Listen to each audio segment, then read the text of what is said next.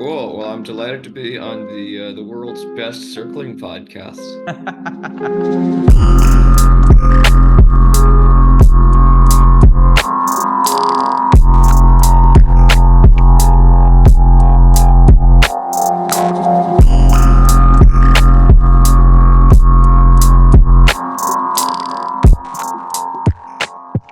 The container is now open. You're about to listen to history. It's our first ever interview episode, and it's with Joel Tenbomb, the creator of Circling Curious up in the Boston, Massachusetts area.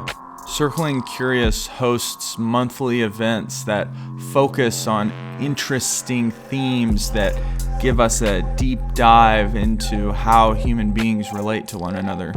Our community here in the Blue Ridge Mountains have been dealing with this issue of caretaking, how it shows up and how it can kind of undermine the sovereignty of other people's experiences. And around the same time, Joel posted an awesome video on the Circling Curious Facebook group discussing caretaking, how to know when it's happening, what to do when it comes up, and also just defining what exactly it is. So we knew we had to get him on. Joel's been doing this a long time. He's been studying and working intently with circling for the past 6 years. He's completed many circling retreats at Monastic Academy in Vermont, as well as immersions with the Austin-based Relateful Company. His goal, and may I add, this is such a good goal, is to spread the practice of circling as far and wide as people are willing to receive it. Man, I resonate with that. So I know what you're thinking. You are curious about Circling Curious. Well, you can find them on Facebook and Instagram. And if you need links to that, go to their link tree, linkter.ee/circlingcurious. You can also follow local events on WhatsApp. Joel has an unrelated YouTube channel called Blue Dog Coffee that's about, you guessed it, coffee.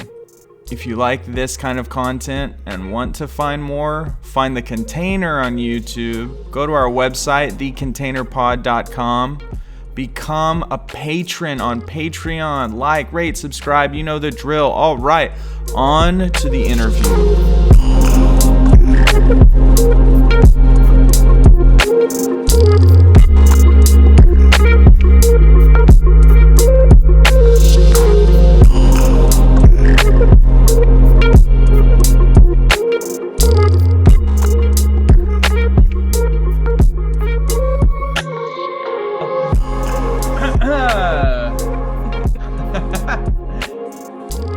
Welcome to The Container. We are here with Joel Tenbomb of Circling Curious up in Boston. Joel, welcome. Thank you for joining. Hey, thanks for having me.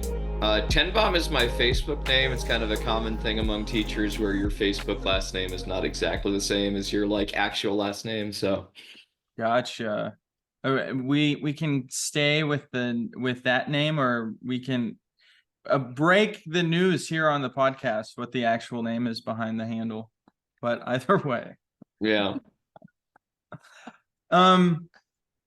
Yeah, we wanted to bring you on because of the media you produce for your Circling Curious Facebook group.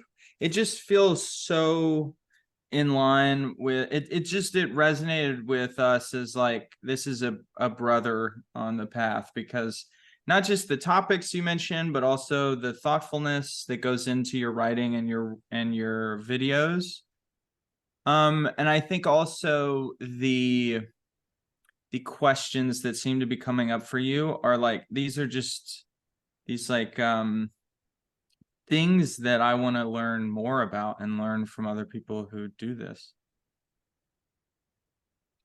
And something I've noticed, which is just super interesting, is that as I've kind of followed Circling Curious, and we've been creating the container, and we have our community here that we circle with, that these themes that arise, the ones that you speak to often, are ones that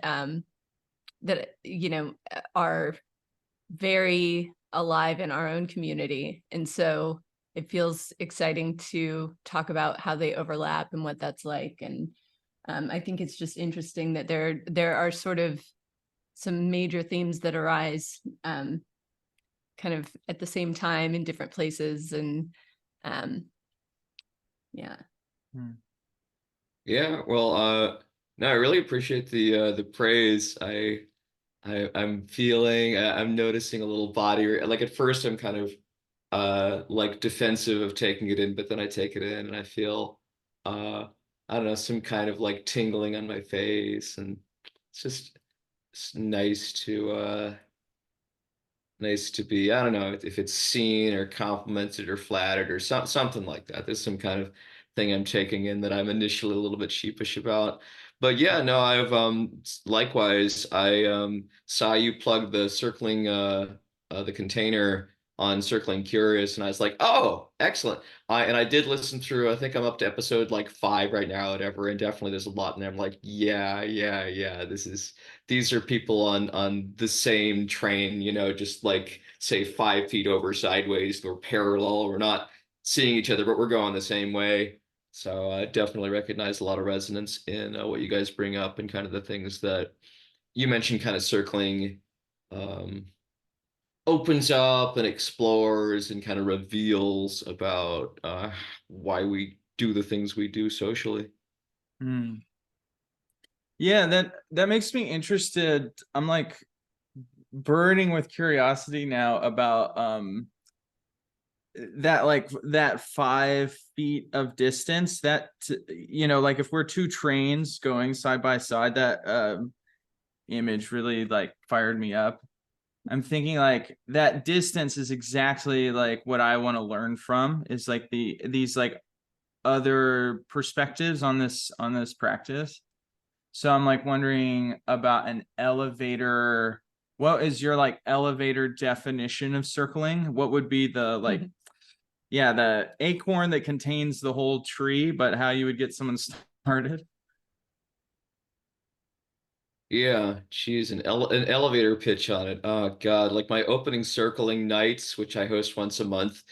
I feel like I'm subjecting people to just so much of me explaining, because there's just so much there to pack in. And there's stuff that can be explained easily, pithily, in like, 1 or 2 sentences intellectually. But then if you just give that to people and you have them circle, they'll, just completely fuck it up. And like, so it's funny just how hard a thing it is to get your finger on.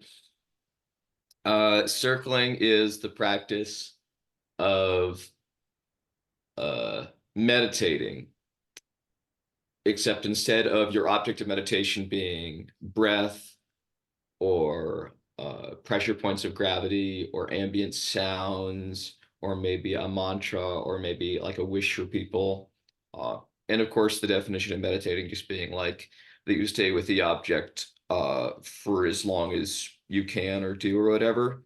And then when you lose your focus of that object, you return to that object. And meditating is not just staying on the object. Meditating is also the awareness practice of noticing that you're not on the object. It's just that with circling, the object to return to, instead of being the breath, for example, is one of 3 things.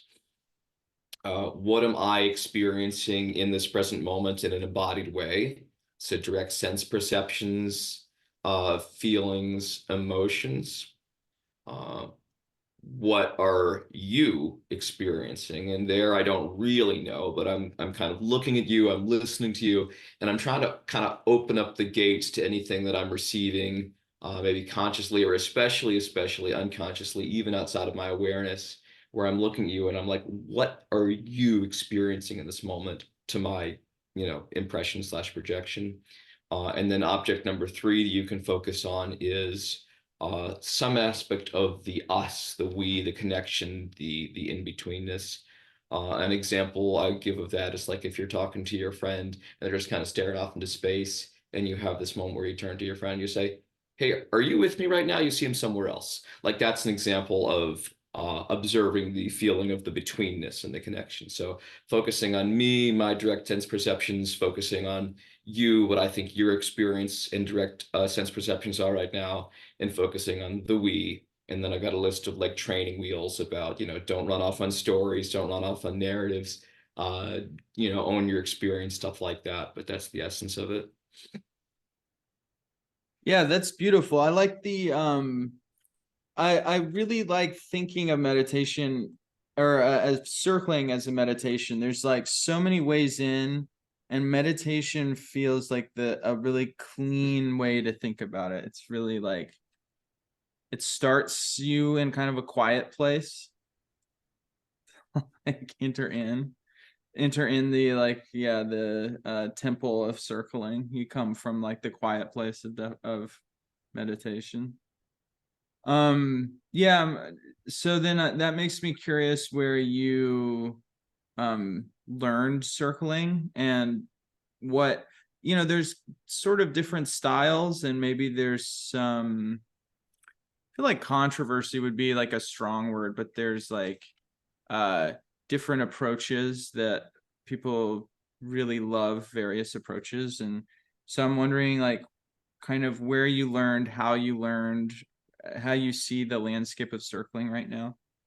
Yeah, yeah, sure. So I first got introduced to it. I don't know exactly when, but it was at Peter Benjamin's house in Somerville. He would be leading these like kind of drop-in circling nights at his place. He has since kind of changed that into like more of an institutional approach. It's called the Circling Institute now, and I think he's more focused on like training and life coaching and stuff like that. So he stopped hosting the events for like kind of drop-ins and is pitched himself in a different direction.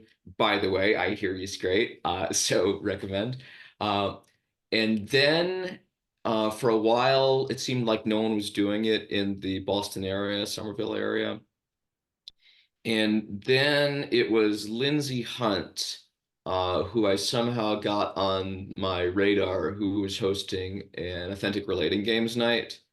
And from that, she kind of cleverly like inserted something that was kind of circling-ish because they say that authentic relating is like circling's more attractive cousin. And so That is so funny. That resonates.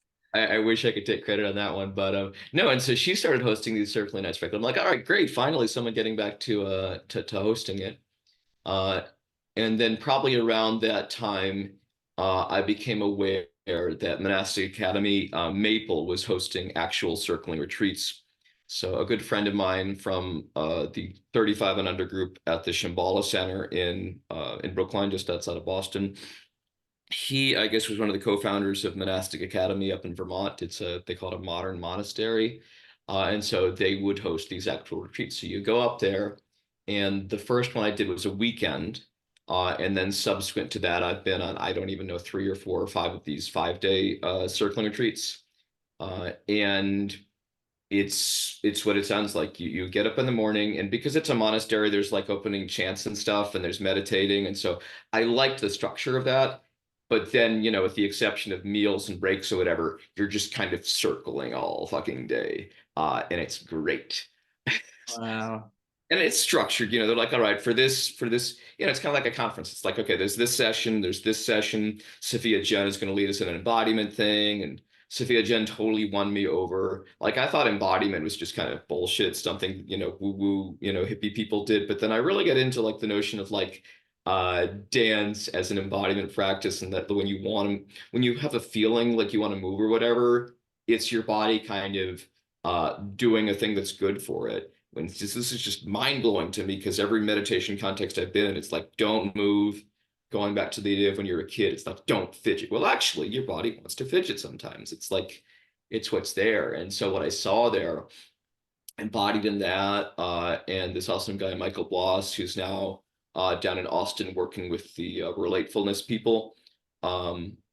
Just seeing all these like amazing models for how to express myself. So I did a bunch of those retreats. And then Lindsay stopped hosting in Boston and was taken over by this guy, Adam Morris, and he hosted for a while. And then he moved on to other things. And I was like, no one else is hosting in Boston. I have to do this because if I don't hold the torch gets dropped. So I've continued to do that.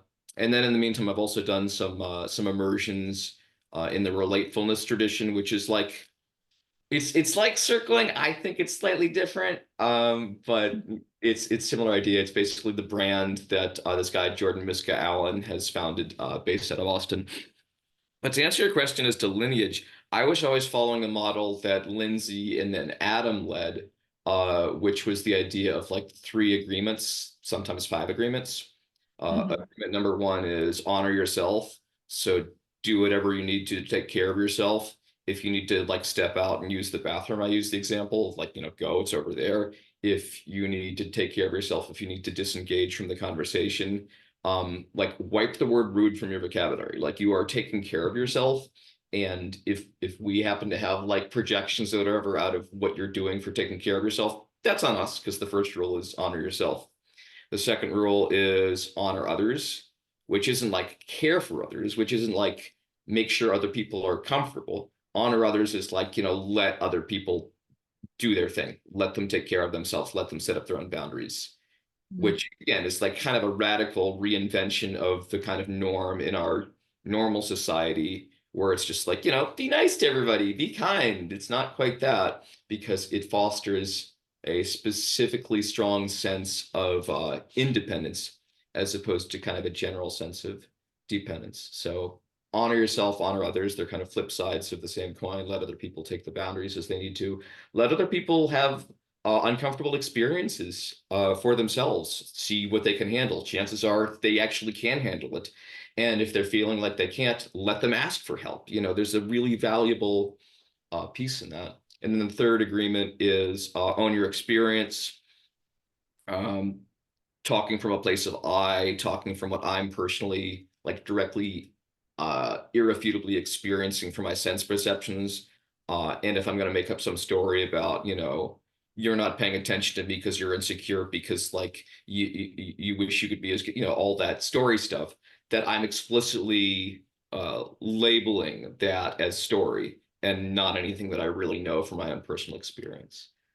So I looked around online. This doesn't seem to be like a relatefulness thing. This doesn't seem to be a circling Europe thing. I think this came out of the lineage of Guy Sengstock's lineage out in San Francisco, which, to differentiate himself, I think he has called his tradition original circling or original circling method or something like that. So I believe I'm unknowingly carrying out kind of like his lineage. But in terms of like birthday slash focus circles versus like organic versus surrendered leadership or whatever, I don't know. It's all there in the big toolbox. And my understanding is that just they came from like different places, and now people just kind of integrate them all in according to what you want to orient towards on a given day. Yeah, that's well said. I'm feeling like I notice I'm feeling like this sense of like completeness on that chapter of the discussion. I feel like I can kind of see you better now and where you're coming from. And I feel like, especially once you mentioned the three agreements, I think that we work with a similar tool. And so I feel like a lot of connection to your view of circling. I think maybe that there's a lot of an extreme amount of overlap there with how we shape that container and work in this space. So like how we form the space and then how we splash around in it. Yeah, but when I was at the Monastic Academy, or down in Austin, they didn't do any of the state the agreement stuff. I found Monastic Academy Maple is much more leaning into the like kind of independence and I don't know, kind of a more a hardcore version of like stay with your experience. And for relatefulness seems to be a little bit more oriented towards what I would call like politeness. Like I've kind of gotten in trouble with them a little bit for having different assumptions going in. And so that was revealing to discover. But all I've ever heard is like at Maple, I remember one of the programs, there were people who were like kind of upset that like it was kind of a wilder experience and they were like sold or something. And in response, Maple like said, okay, well, take care of yourself. We're all adults, kind of a thing. But it seemed like the three agreements were not explicitly mentioned. But they modeled it so it was in there anyway. I've also had another two agreements, which are like four, confidentiality by request, and Yeah. five, assume intent to connect. Ooh, I like I that. really, yeah, I really like the wording of that one. I find that the having agreements is a really good thing in place of having something like rules for the space. It's like it's really good to have, they've kind of formed principles that people act out of. They kind of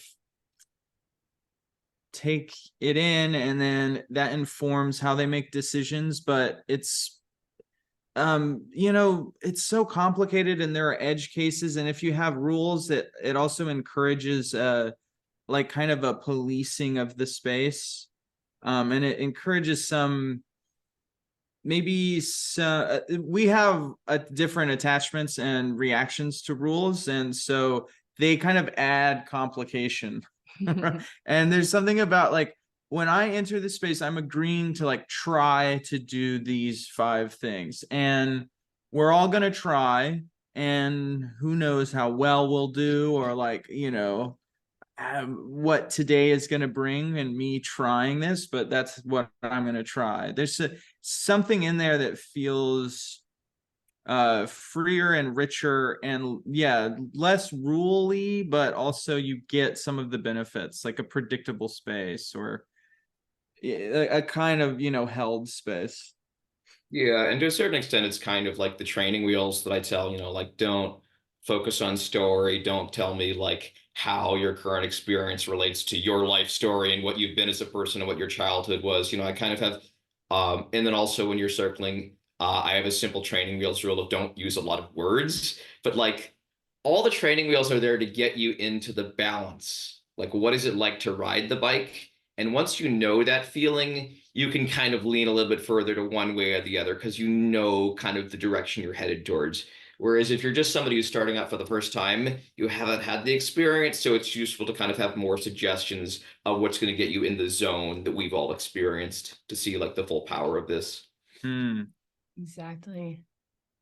Yeah. And when you were talking about something that really struck me as you were talking about the agreements or the rules, or the 3 guiding principles, and then I got stuck on the word politeness a little bit, when you were the difference between kind of owning your experience versus and then allowing others to own their experience, and how doing that is honoring that a person can take care of themselves. Like that is just such a rich, important, because it doesn't feel polite. At least for me, like often it won't feel polite, but it's like that is where the good stuff, that's where you get into the growth. Like that is where the growth is allowing other people to figure out where their part is, and where their half of that two-way connection is. And yeah, I don't know, that's just really alive for me right now. Yeah, and like I said, it depends on the specifics of the container you're in. If if somebody is a facilitator and they give suggestions for an idea to try, I'm just like, I don't like that. That annoys me. Like, that's not polite. And it might be like kind of hurtful to the facilitator's feelings or whatever. But the reaction I give, if I'm going to say that, isn't like I want to hurt the other person.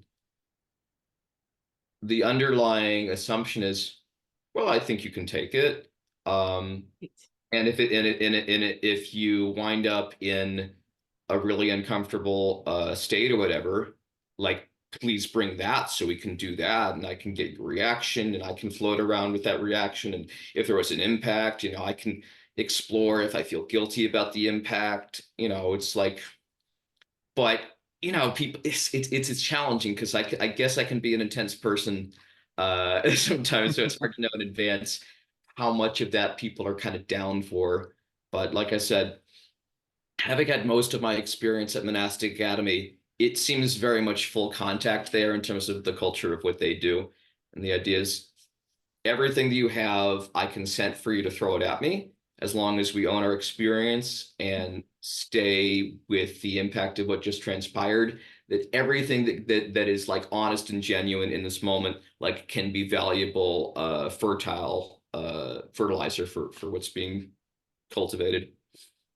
Yeah, and I feel like if there is some kind of expressed shared principle of we are doing this to be in connection, and we are, whatever we share, it's like even if I have something really uncomfortable to share with you, I am sharing it with you because I believe if we work through that, we're gonna get this like deeper level of connection. So, and I have to trust you that, and you have to trust me that I'm not just bringing it to hurt your feelings or something. I'm noticing that I have this like facilitator voice in my mind, this little like I'm on a podcast thing. And like that voice is wanting to like link this up with the grander idea of caretaking, which is starting to sort of feel alive and is something that we wanted to talk about today. And I just wanted to name that it's coming from that side of me. Yeah, and I'm feeling like caretaking is maybe even a further step in the direction from like the smaller acts of politeness we do to as like palliative for other people's experience, to like caretaking can even push way further into like kind of almost controlling or trying to shape someone's experience. So it's sort of the it's like this huge spectrum of behavior, and it's kind of, well, until we find a good definition, it's amorphous right now. I'm curious if both of you would be willing to go there. Oh yeah, yeah. I have a lot of thoughts and opinions and desire to share those thoughts and opinions about the whole Yeah, caretaking. that's awesome. The first thing I ever saw of yours was your video on caretaking, and I was just like, we're gonna talk to Joel. Um, yeah, so maybe we begin with like what is a good definition that kind of limits caretaking or like helps us see caretaking.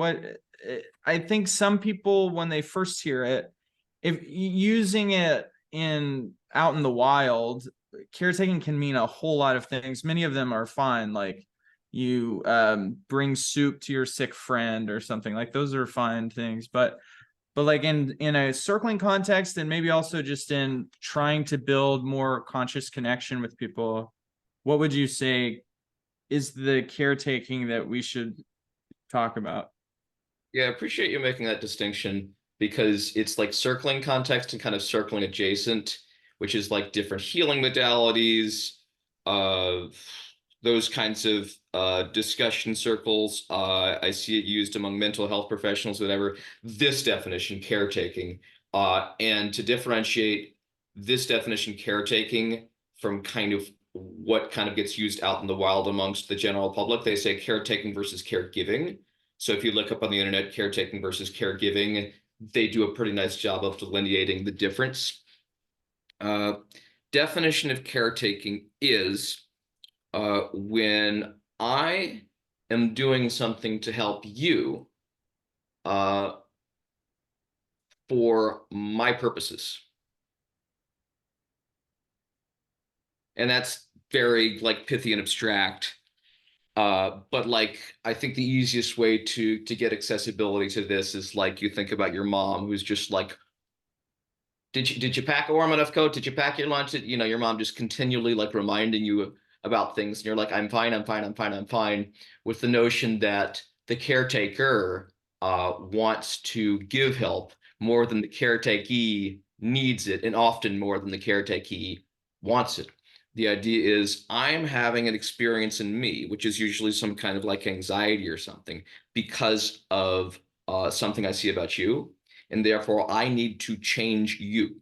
I need to fix your state. I need to solve some life problem for you. I need to spare you like the possible impact of some negative thing you'll have in the future because that makes me really uncomfortable that you would face that. Wow. That definition is making me realize there's like this, that discomfort leads to either like this caretaking, and that I think that's also a common cause of anger between people, is like, I'm nervous on your behalf, and so like, stop, you can't behave that way. There's like this, there's like an angry version of controlling someone else's behavior to like manage yourself. And then caretaking, it's almost like caretaking gets such a pass because it's not angry and violent and like, obviously obstructive to human flourishing. So there's a way that it's like more pernicious because it's like, helping someone, or it takes this form that's maybe more, even though it's controlling, it's like more, what do I want to say, socially acceptable or something. Yeah, I think that's well put. And there's also super subtle forms of caretaking that, at least my experience now, because I've had my attention on this, it's like, oh, like these deeper levels of very subtle caretaking that I find myself doing, where I'll feel like I'm in my experience, I'll feel like I'm in my body, I'm grounded, but then something will come out of my mouth and it will occur to me, like it won't even occur to me until after the fact, that what I was doing was coming from an unconscious motive, an unconscious intention, an unconscious expectation of the other person, like without even really being aware of a very intense level of activation that would be leading to that. Like, I think the deeper you explore, my most recent example is that, we at least I find myself going to these like very specific tools or ways of interacting in a circle. And one of the things I'll ask is like, well, where do you feel that in your body? And I realized recently that I asked that question, and it wasn't because I wanted to really know where they were feeling it in their body. It was because I wanted them to do it.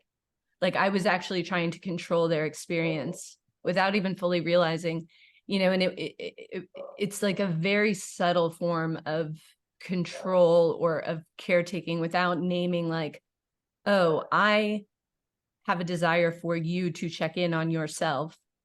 It was, oh, where do you feel that in your body? Like, because these like grooves of, just this is how I show up in circling, and, but that, yeah, there's just such an incredible subtlety to it at times, especially for people like me who historically I have been the caretaker or the people pleaser, or that's like, I'm a recovering caretaker, people pleaser. Like, I'm on that end of the spectrum, and I think there are people on both ends of the spectrum that are kind of figuring out where they are. Yeah, I definitely agree on that one. The where do you feel it in your body move is like, that's just kind of like a circling move to do that kind of cuts through narrative, cuts through kind of maybe the speed and kind of cerebral nature of something that might be going on, and cues the person in right into their immediate experience. And so it's kind of a move that, if we're squirming out of like the actual circling zone, it brings us right back to it.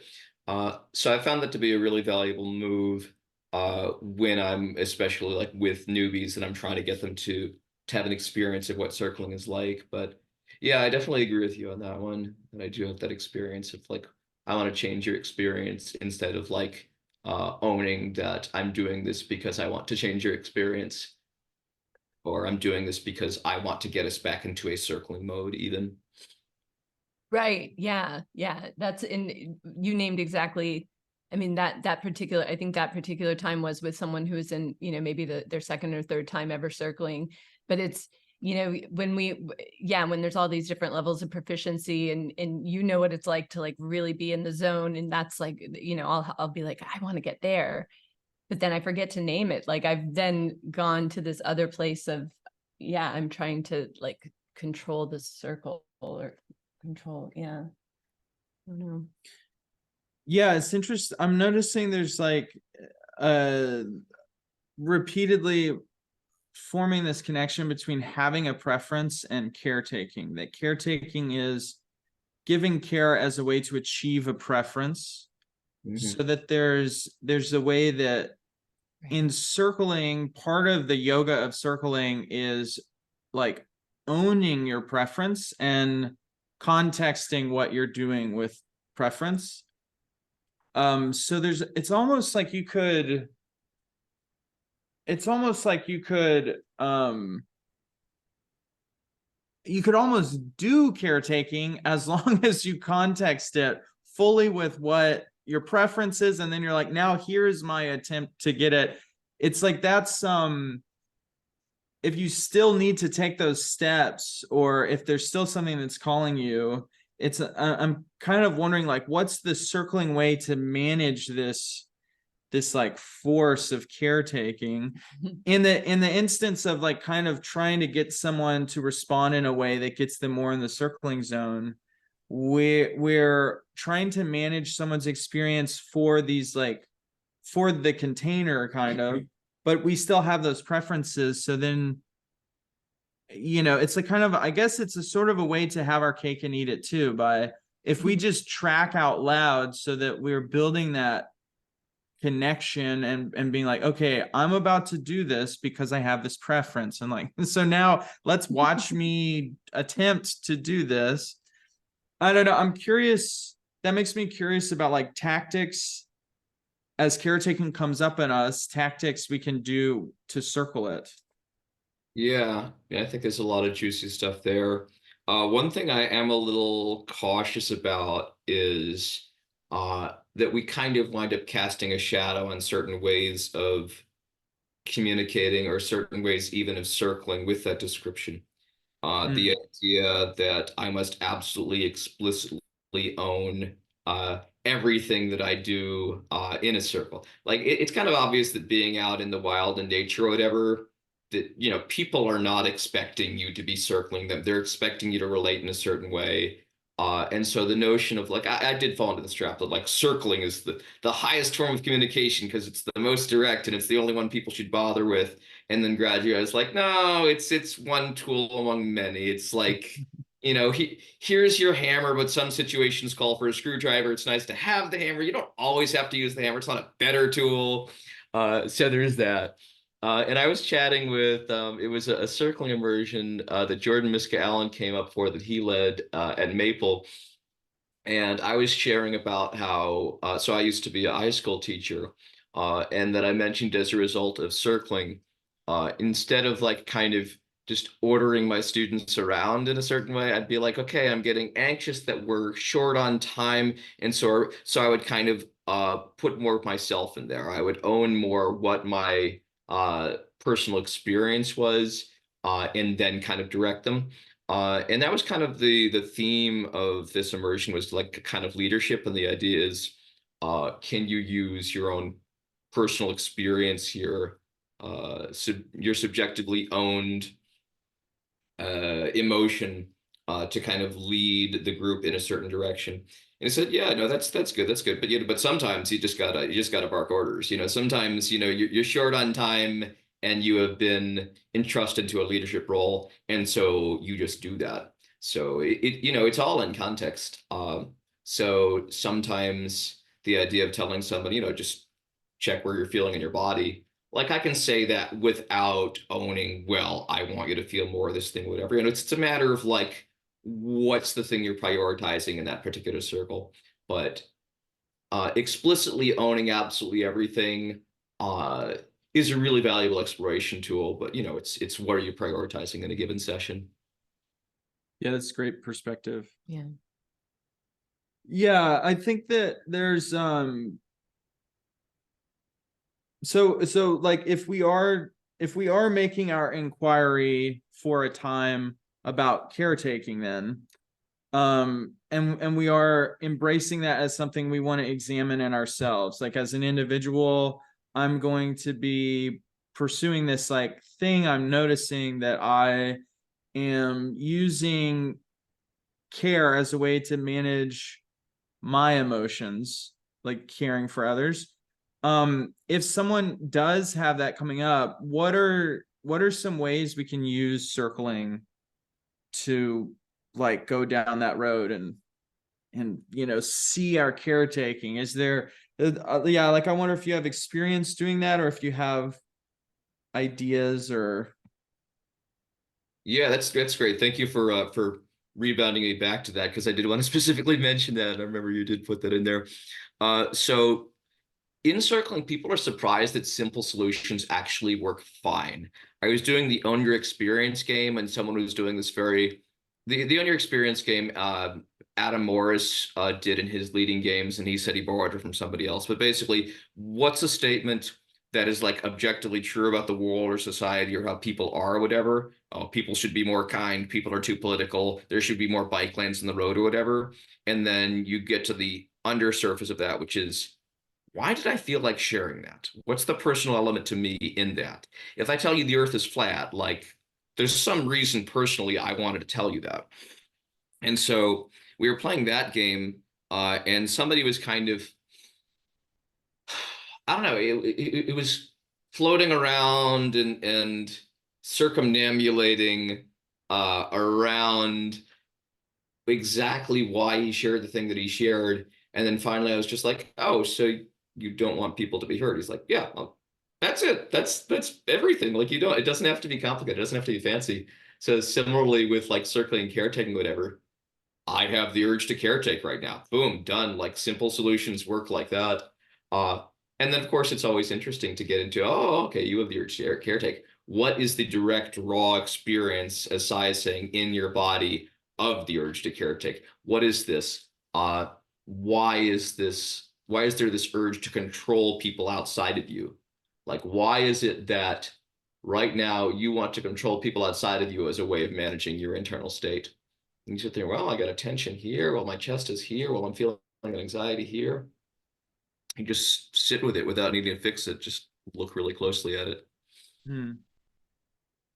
Yeah, I like that. Just kind of the mindfulness element of circling might just be enough. It's just pull it under the microscope and just be like, take the picture of it while it's there. Um, I've noticed that when our community started to make caretaking and problematizing caretaking more of like the part of our reflection periods and more something we brought up, I noticed that like it has come up a lot and it's a challenge for a lot of people. What is often a challenge is trying to separate out what is caretaking and what is just giving care, and what is like, people I think will often feel quite paralyzed once they start undertaking this question. um it puts under a problem a lot of behavior that we want to see ourselves do. It makes things complex, or when you're first dealing with it, and maybe continuously you go through phases where it's more complicated, but it's like, for so much of our life, helping people or doing things we think of as helping people is not complicated, and it's simple, it's good. And then once you start asking questions about it, I see it like slowing people down, but and paralyzing them sometimes. And um I wonder if you've seen that, and if you have um wise words towards those kinds of conundrums. my word. So I'll try to come up with clever, pithy things to say. Thank you very much. Uh, yeah, I mean, there is that balance when you are facilitating, especially a new group of people, of trying to get them in the zone of circling. Um, because if you redirect too much, if you question too much, if you say, "Oh, actually, that's this," then, as you said, people start to get paralyzed. Be like, "Well, shit! Every step I take is the wrong step. I'm afraid to do anything." Uh, so I Yes, really, exactly. Yes. yeah, I really, really try to like be mindful of not doing that to people. Um, but the thing is, like, they're not rules. As I really clearly put in like all my descriptions about any kind of recommendations or agreements, or whatever. They're not really rules. And by breaking them, you can learn their value. So there's like a certain sense of here we are in a science lab having an experiment. I had a session recently where we were doing a birthday circle, a focus circle, and the circlee basically just told the story of kind of how upset he was that he had recently broken up with his girlfriend and that he was having like bouts of like being angry and resentful at her and he just wanted her out of his life or whatever. So he shared that. And then like the next 15-20 minutes was people like, "Oh, well, yeah, I broke up with my girlfriend and it was really tough." And I was like, "Why are you sharing that?" And I had to kind of circle around a couple times until he was like, "Oh, well, I want him to feel better." I'm like, "Great. That's wonderful. You want to feel better. Cut out all the other like manifestations and the storytelling and everything. It's like, I want you to feel better." Uh, but as a consequence of like this 15-20 minutes of people kind of saying things to kind of fix him and make him feel better, whatever, I was just kind of like, I feel like it had built up enough and people had enough room to roam or whatever. I was like, "All right, I want to stop this." They're like, "What?" I'm like, "I feel like we just spent the last 15 minutes, whatever, trying to make him feel different than he's feeling." And everybody's like, "Oh yeah." So even like breaking the rule was valuable because it gave you like the value of the rule itself. So and there's been a lot of that that's kind of encouraged explicitly at the Maple retreats. They say, just try shit. If you're paralyzed by saying the wrong thing, just say complete nonsense. Just say, bananas upside down inside a blender, eating the vacuum of space. Like, just say stuff, and just to get that kind of nervousness out of your system, it's fine. Like if you break the rules, we don't imprison you. If you break the rules, we go, "Okay, cool. What did we just learn by breaking the rules?" Because they're not rules. That's such good advice. I really like the principle of like, if you feel stuck or hemmed in, just start moving things, get the energy flowing. And like, if you say nonsense, even, it's like, it can be more innocuous. I think a lot of times people don't know what to do because they don't want to get people into red, or they don't want to activate people. But it's like, if you just start with nonsense and just get the energy moving, get it flowing. Yeah, I like that. I think that is a principle that maybe works for just a ton of stuff, not just caretaking, but just so much of circling. It's like odd that a meditative practice about deep and profound connection can make it really hard for people to even talk to each other. There are hurdles you have to go through. Hmm.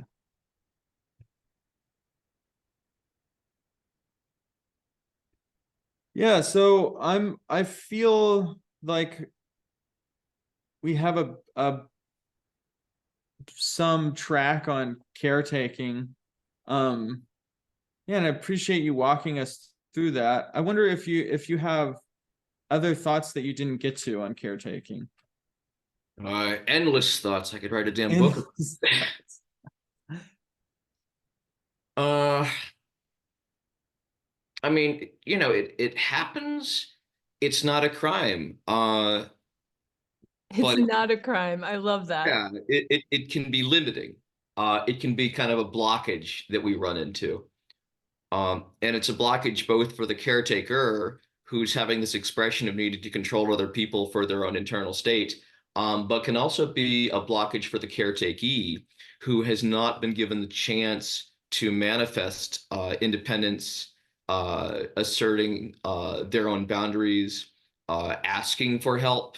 Like if I am preemptively offering you help every time, then you never have to have the experience of asking for the help. We never have to like you never get that practice, because it sounds fine. It's like, okay, it's fine, it's fine, it's fine. If ever I get into a tight jam, Bob over here is going to like step in and say, "Are you all right? You don't seem so well." Bob over here is going to step in and be like, I think that question was too rough for him. So it's like, what's the harm in that? Well, you're outsourcing some element of your autonomy.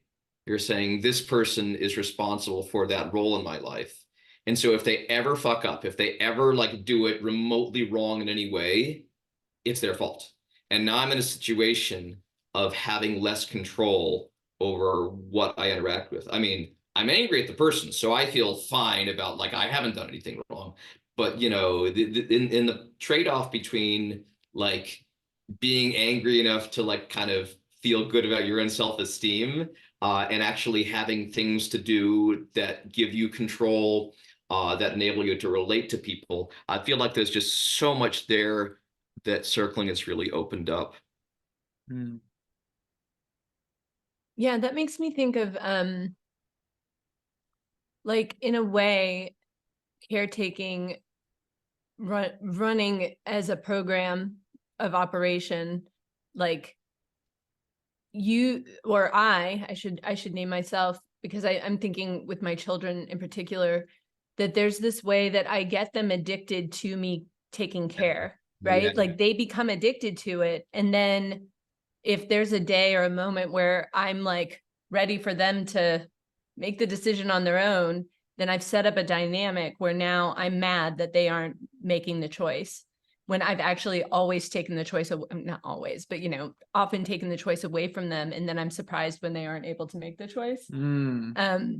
And so it sets up this symbiotic like dysfunction, where the caretakee, which in a way is the person on the other side that is taking the care repeatedly, like they're also, I guess it's different with children because they don't have as much of a choice because they're, but in a relationship where one person is always caretaking the other and the other person is always taking that care from that person, you're setting up this dynamic that,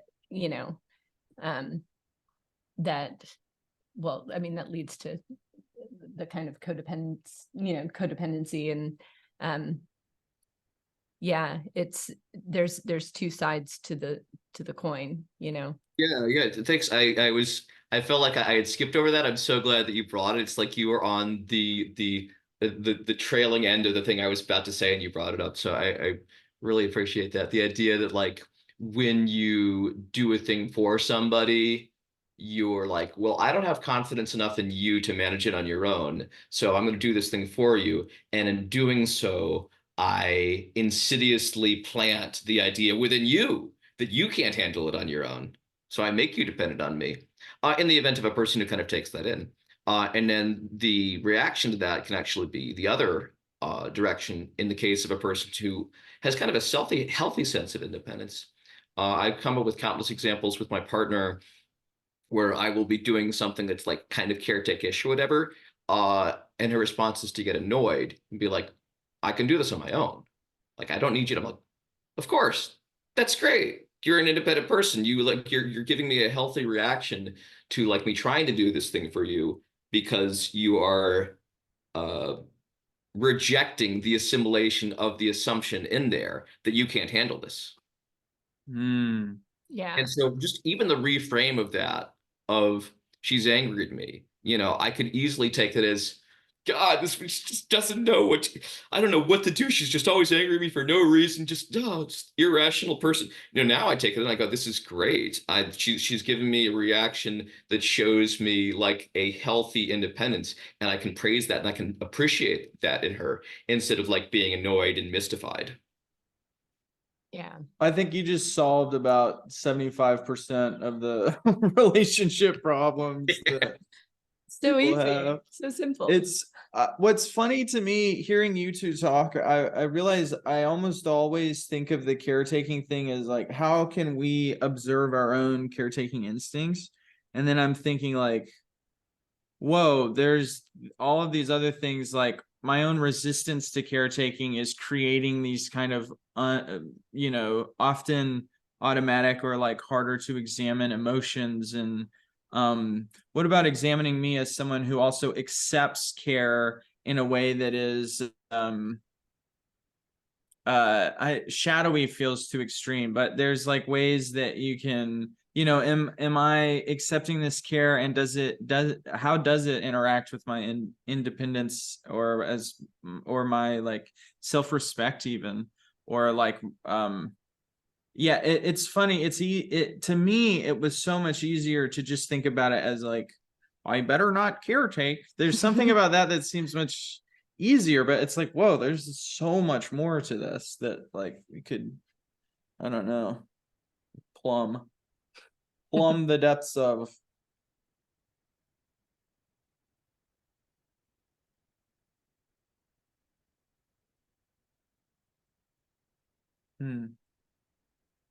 We could plumb the depths of yeah. I'm feeling a big open horizon around that, but then I'm also feeling sort of quietened by it. Yeah, it's like this whole other side, right? Like, at least that's my experience right now, is like, oh, yeah, like, yeah, something that stuck in my mind of what you said is this idea of like resistance or acceptance of of care from other, and like the what's happening in you, and becoming aware of that side of it is this whole unexplored territory of like, Totally. whoa, I love it. Yeah, another really concrete example is like I've been taught from a very young age that you never ask a woman her weight or her age. Like these are just rude things to ask. Uh, as if people can't decline answering questions. But there is kind of a certain pressure in our society to answer a question just because it's been asked of you. And so you go into a hypothetical situation of, I go to Cy and I say, Cy, how much do you weigh? And then Jonathan steps in and says, that's not really a polite question. She doesn't really like to answer that. And then I think of like the different reactions I could give. And it could be, oh, oh, thanks, Jonathan. You're always there for me. You stand up for me. But I feel like among the women that I know, the more common response is to be like, I can I can answer for myself, dude. Like, get out of the way here. I'm perfectly. Yes, So I think about that as like a manifestation of independence. Like I am my own person and I don't accept your caretaking. that comes up. Oh, that makes me think of how that arrives in circling, um where like maybe two people are having an interaction and a third person is actually having the impact, and then they're like surprised that you're not impacted by it. But I've like seen that go almost off the rails at times, where it's like, I can't believe that what just happened doesn't have an impact on you, or and so then you're like in your own, like, I'm okay. Can we talk about where you are?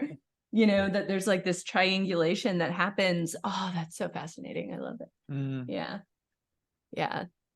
I'm thinking particularly with touch and consent, like that has happened in circle, where somebody will touch me, and then someone else is like, you didn't give consent, and I say, well, I was okay with it, and then it becomes like, now I have to explain why I was okay with it. I don't know, maybe that's off, maybe it's not quite in the same category of what we're talking about, but Yeah, no, it's similar. Yeah, it's in there. It's um someone steps in to caretake for you because they're imagining what your experience is. right. And there's the question of if they just imagined it wrong, if they're getting some kind of kick of being your protector, what exactly is going on. And I tie in that whole idea of like being someone's protector to a lot of like social justice stuff going on in the world of, well, actually, can we check with the actual person or group or whatever that we are claiming is being victimized by this, as opposed to like kind of speaking on their behalf. And Yes. Yes. Wow. There's volumes here. Yeah, that's making me think of the Cartman drama triangle, where there's like the victim, the persecutor, and then the rescuer. yeah. Yeah, and there's this way that it feels really good to put yourself as the rescuer. Yeah. But in someone else's triangle, a rescuer is a persecutor, like because they're doing these things to you that are justified to them. So now I'm thinking of like caretaking people can also have an antisocial valence when caretaking becomes sometimes caretaking is stepping in on behalf of someone to like block or interact with someone else, and then those behaviors can become like that adds in a level of confusion and issues where if you're stepping in to protect someone, how are you treating this other person that you perceive as a persecutor, and how like what are you willing to do, or what's okay to do now to this person because you see them as a threat Or as a victim. or as a victim. Yeah. Yeah, the kind of levels of abstraction and uh what do they call it? Reification, and like kind of building bricks on bricks, whatever. You get to the top and you get very far away from human connection and uh, the actual human experience and actual human needs. Hmm. Yeah, that makes me want to check in with everybody, because I feel like we are at like this abstract level. I kind of want to name and just like express appreciation, Joel, for kind of the middle of that discussion where there was this like quintessent, like very simple. It's like it doesn't have to be very complicated. Like that's what I'm taking away from this conversation, and back into community is like it actually is very it can be some, it comes down to needs. It comes down to this very simple essence that that has massive consequences as we've just explored, or started to explore. So I just want to name my appreciation for that, like that like really consolidated point you made earlier.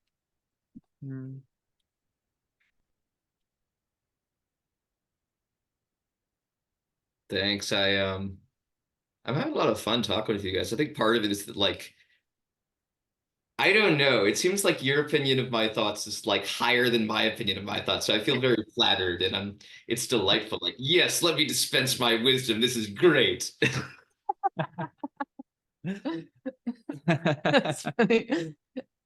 Well, it's interesting, growing up in a circling community that is contained and small, and then like contacting with the outside world. It's like, oh, like you have, you've come to these conclusions, you've had these experiences, and there's overlap and there's new things, and it's just I feel very excited about that. And and I think any appreciation I'm expressing is like just a desire to have more of that, and to have like this wider reaching understanding of what circling is like. I mean, what circling is like for other communities, for other places. It's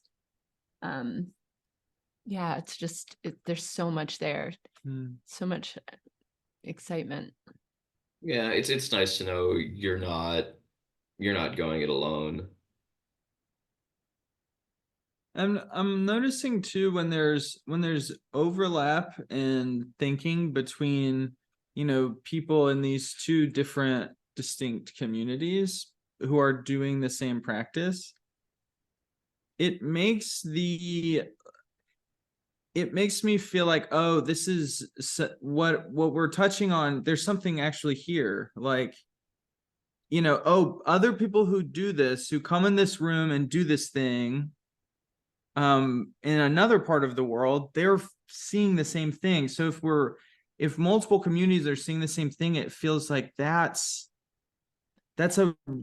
real.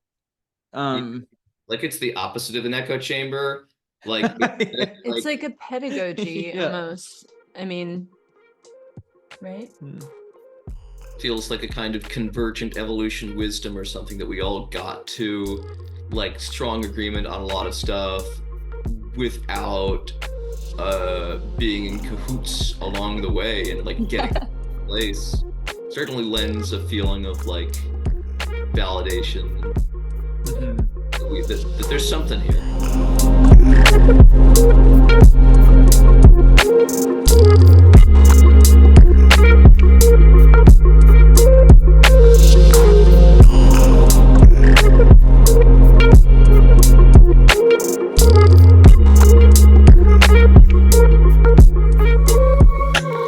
The container is now closed. That was Joel Tenbomb talking about caretaking. We were so grateful to speak with him and connect with him and learn from him. We all did a Zoom circle, which I'd never done, and I've been very opposed to in the past, but I got talked into it, and that was fun too. Remember, if you like the things you hear from Joel and would like to hear and read more, find the Circling Curious Facebook group and Instagram page. You can find all that on their Linktree, linkter.ee/circlingcurious. If you'd like to learn more about the relational arts, go to thecontainerpod.com, find the knowledge base, support us on Patreon. Y'all know the drill: like, rate, review, subscribe, all of those things. But most importantly, take care of one another, go out there and